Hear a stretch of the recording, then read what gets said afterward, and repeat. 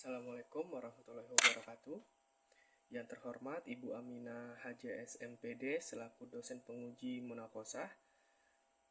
Perkenalkan, saya Adi Sujatmiko dari Prodi Teknik Industri semester 8. Di sini saya akan membahas materi dengan judul pemahaman tentang ke-NU-an dan pengalaman ajaran Ahlussunnah wal Jamaah. Materi ini saya melanjutkan ke materi nomor 4. Ini saya akan melanjutkan materi bagian 4 atau nomor 4 tentang nilai-nilai tawasud, tasamuh dan tawazun dan iktidal, serta bagaimana penerapannya dalam kehidupan sehari-hari. Di sini ada penjelasannya, yaitu nilai-nilai tawasud moderat, tasamuh atau toleran, tawazun atau seimbang, dan iktidal atau adil merupakan prinsip utama dalam ajaran Ahlussunnah wal Jamaah yang dijadikan sebagai dasar berpikir, bersikap, dan bertindak oleh warga Nahdlatul Ulama sendiri. Di tawasud mengajarkan umat Islam untuk bersikap moderat, yaitu tidak ekstrim kanan maupun kiri, yang artinya adalah seimbang dalam memahami agama dan realitas sosial. Dalam konteks ini, seorang muslim tidak bersikap keras terhadap perbedaan, tetapi juga tidak abai terhadap prinsip-prinsip agama. Tasamuh melatih umat agar dapat menghargai perbedaan, baik antar umat beragama maupun intra-umat Islam, antara umat Islam. Toleransi ini diwujudkan dalam interaksi sosial yang damai, dialog antar agama, dan penerimaan terhadap keberagaman mazhab serta kebudayaan lokal. Dan untuk tawazun mengajarkan keseimbangan dalam berbagai aspek kehidupan seperti antara urusan dunia dan akhirat, hak individu dan hak masyarakat, atau antara akal dan wahyu. Nilai ini penting dalam membentuk pola hidup yang proporsional, tidak condong pada salah satu sisi secara berlebihan. Dan iktidal menekankan sikap adil dan lurus, yakni menempatkan sesuatu pada tempatnya, baik dalam hal hukum, muamalah, maupun hubungan antar individu. Nah, dalam kehidupan sehari-hari, nilai ini dapat diterapkan dengan tidak mudah menghakimi perbedaan antar pendapat, menghormati keputusan secara kolektif, adil dalam menilai orang lain, serta mampu menjaga keseimbangan antara kesolehan spiritual dan kontribusi sosial. Selanjutnya yang nomor 5 tentang hubungan antara rukun iman dan rukun Islam dalam pemahaman Ahlussunnah wal Jamaah. Dalam pemahaman Ahlussunnah wal Jamaah, rukun iman dan rukun Islam dipahami sebagai dua sisi yang saling melengkapi. Rukun iman menjadi fondasi kepercayaan batiniah atau aspek keyakinan, sedangkan rukun Islam adalah perwujudan praktis dari keimanan tersebut dalam kehidupan sehari-hari. Dan hubungan ini juga dijelaskan dalam kitab-kitab akidah Asy'ariyah seperti Al-Ibanah karya Imam Abu Hasan Al-Asy'ari, di mana disebutkan dalam buku tersebut bahwa Islam terdiri dari keyakinan dalam hati atau iman, diucapkan dengan lisan, dan dibuktikan melalui amal. Rukun iman menjadi inti spiritual, sedangkan rukun Islam menjadi manifestasi sosial dan ritual. Di dalam konteks Ahlussunnah wal Jamaah, pemahaman ini menjadikan praktik keagamaan tidak hanya ritualistik, tetapi juga mencerminkan keyakinan dan nilai-nilai adil, seimbang, dan moderat, sebagaimana diterapkan oleh warga Nahdlatul Ulama dalam kehidupan beragama, berbangsa, dan bermasyarakat. Selanjutnya yang keenam adalah sejarah berdirinya organisasi Nahdlatul Ulama. Nahdlatul Ulama atau NU di Indonesia didirikan pada tanggal 31 Januari 1926 di Surabaya sebagai respon terhadap perkembangan sosial dan keagamaan di Indonesia pada masa itu.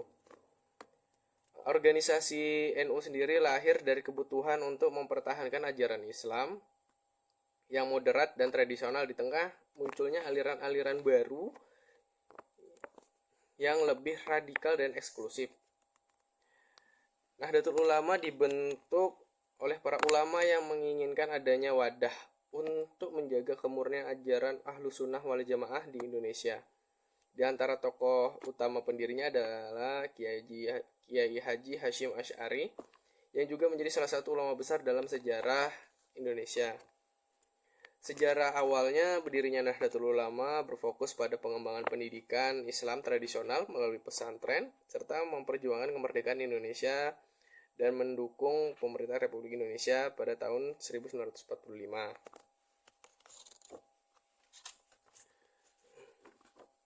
Saat ini NU menjadi salah satu organisasi Islam terbesar di Indonesia dengan jutaan anggota yang tersebar di berbagai wilayah di Nusantara. Organisasi ini tidak hanya berperan dalam bidang keagamaan, tetapi juga terlibat aktif dalam berbagai sektor kehidupan sosial dan politik di Indonesia. Nahdlatul Ulama terus berperan dalam memperjuangkan Islam moderat dan menjaga kerukunan umat beragama di Indonesia.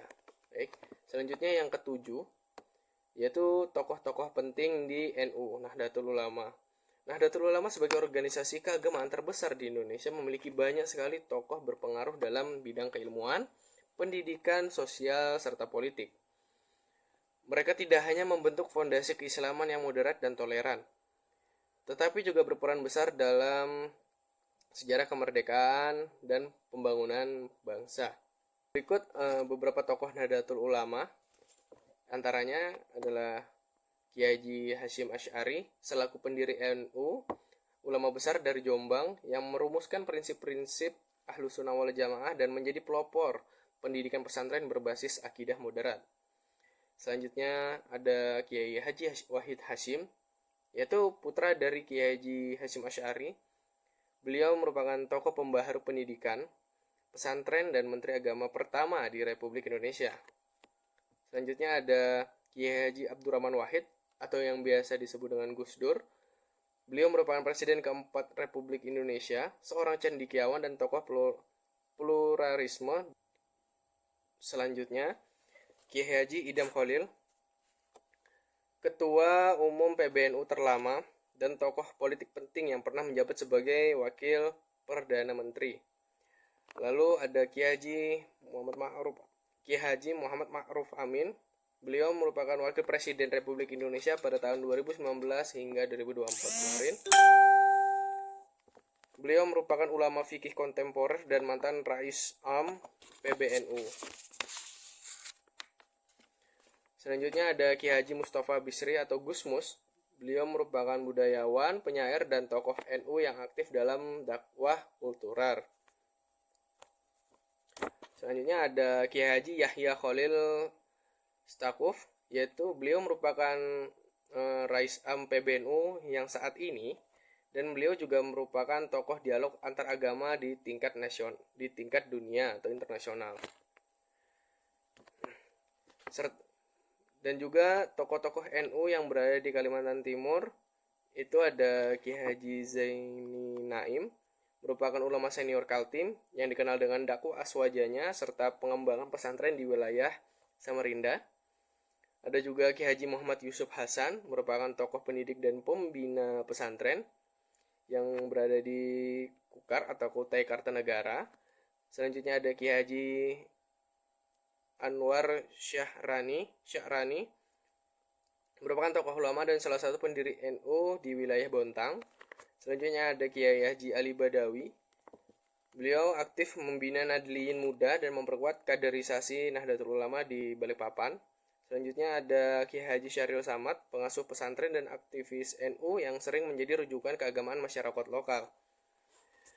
Mereka adalah bagian dari kekuatan Nahdlatul Ulama dalam menyebarkan ajaran Islam yang rahmatan lil alamin dan menjaga keutuhan NKRI melalui pendekatan damai, moderat, dan toleransi khas aswaja atau Ahlus Sunnah wal Jamaah.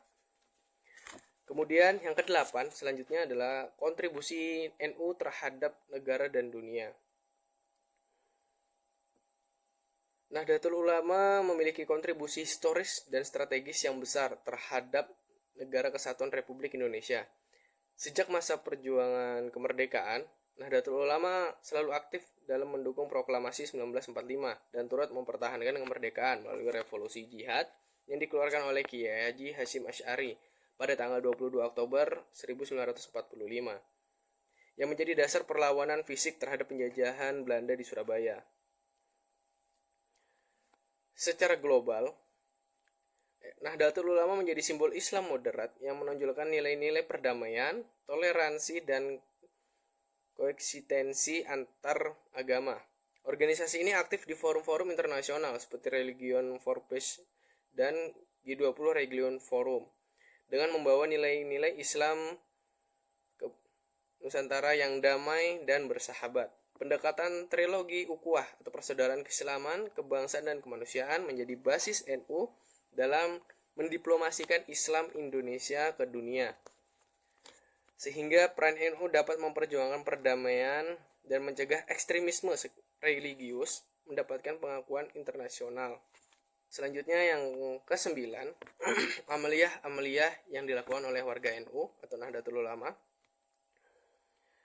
Amaliyah warga Nahdlatul Ulama merupakan manifestasi praktik keagamaan Islam yang mengakar kuat dalam tradisi Ahlus Sunnah wal Jamaah yang berhaluan pada tasawuf, fikih, dan teologi Asy'ariyah dan Maturidiyah.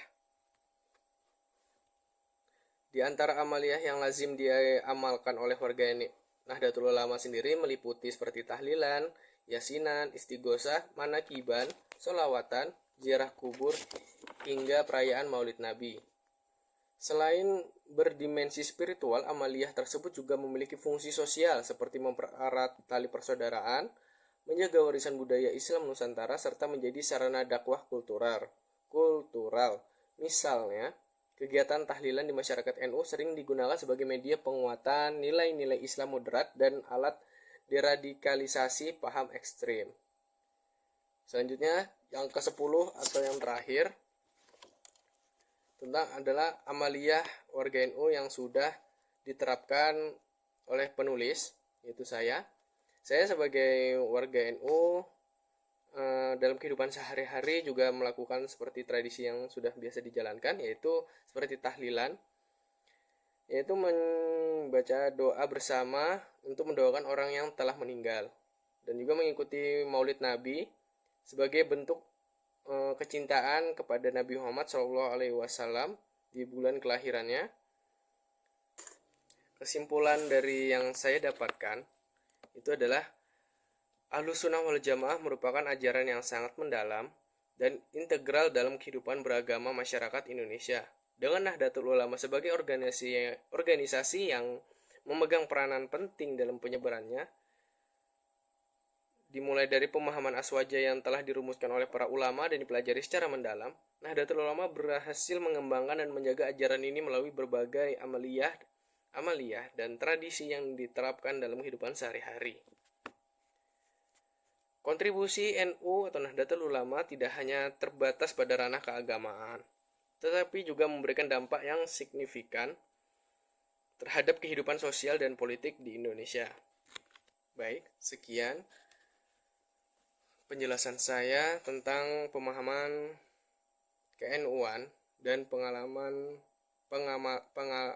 ajaran Ahlus Sunnah wal Jamaah. Wallahu muwaffiq ila aqwamit thoriq. Wassalamualaikum warahmatullahi wabarakatuh.